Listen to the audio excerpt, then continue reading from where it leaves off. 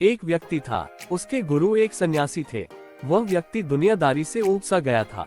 वह अपने गुरु की तरह ही दुनियादारी छोड़कर सन्यासी बना चाहता था। उसने अपने परिवार को ये बात बताई तो सभी ने मना कर दिया, ये कहते हुए कि हम सब आपसे बहुत प्यार करते हैं। फिर उसने अपने गुरु को ये बात बताई, परंतु साथ ही कहा कि उनका घर, योजक चिन्ह, परिवार, बच्चे और पत्नी उसे संन्यास लेने नहीं दे रहे हैं, क्योंकि वह मुझसे बेहद प्यार करते हैं। गुरु ने कहा, ये किसी सूरत में प्यार नहीं है। गुरु ने उसे बहुत समझाया, पर वह व्यक्ति नहीं मान रहा था। फिर गुरु ने कहा, अच्छा ठीक है। गुरु जी उस व्यक्ति को मठ में ले गए। इसके बाद गुरु ने उसे योग विद्या सिखाई, जिससे वह अपनी सांसें रोककर मुर्दे जैसी अवस्था में घंटों तक रह सकता था। ये सब सिखाने के बाद गुरु ने उसे एक योजना बताई और उसे घर भेज दिया।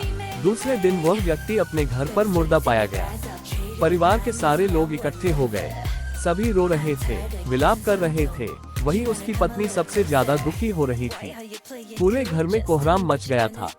सभी की आंखें नम थी। वह व्यक्ति मुर्दा अवस्था में था, मगर योग अभ्यास से आसपास के माहौल को महसूस कर सकता था और सुन सकता था। उसे बड़ा सुकून मिला कि उसका परिवार उसे कितना प्यार करते हैं। अल्पविराम। अंततः उसने संन्यास का इरादा त्यागने का फैसला कर लिया। कुछ ही देर बाद उस व्यक्ति के गुरु वहां पहुंचे। गुरु ने सभी को शांत किया और अपने शिष्य के पड़े शव को देखा। कुछ देर शव को देखने के बाद उसके परिवार वालों को कहा, इस शव में जान फूंका जा सकता है। इस व्यक्ति को मैं अपनी विद्या से जिंदा कर सकता हूँ। ये बात सुनकर घर के सभी लोग बहुत खुश हो गए। सभी को एक उम्मीद की किरण नजर आ रही थी। फिर सभी ने उस सन्यासी से कहा, तो आप ये काम जल्द से जल्द करिए। इस पर उस सन्यासी ने कहा, एक समस्या है। इस कार्य लिए परिवार के किसी अन्य सदस्य को अपनी प्राण त्यागना होगा। सुनकर सभी लोगों की सांसें रुकी की रुकी रह गईं। सभी ने एक दूसरे को देखा। सन्यासी ने परिवार के सभी सदस्यों से एक एक कर पूछा, पर किसी ने भी हाँ नहीं कहा। सभी ने अपनी जान की जरूरत बताई और अपनी जिम्मेदारी दी। सन्यासी ने फिर उस व्यक्ति के पत्नी से कहा, अगर यह नहीं रहे तो तुम कैसे जियोगी? उसकी पत्नी ने तुरंत जवाब दिया, मैं इनके बगैर भी जी लूंगी।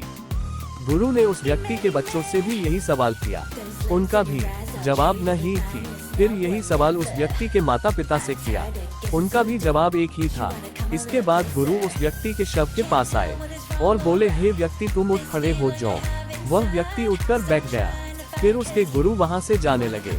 उसने अपने गुरु को रोका और गुरु से कहा, मैं भी आपके साथ चलता हूँ। उद्धरण चिन्ह। अब उस व्यक्ति को समझ में आ गया था कि उसकी जरूरत उसके घर में कितना है। अब वह एक पल भी अपने घर में रहना नहीं चाहता था।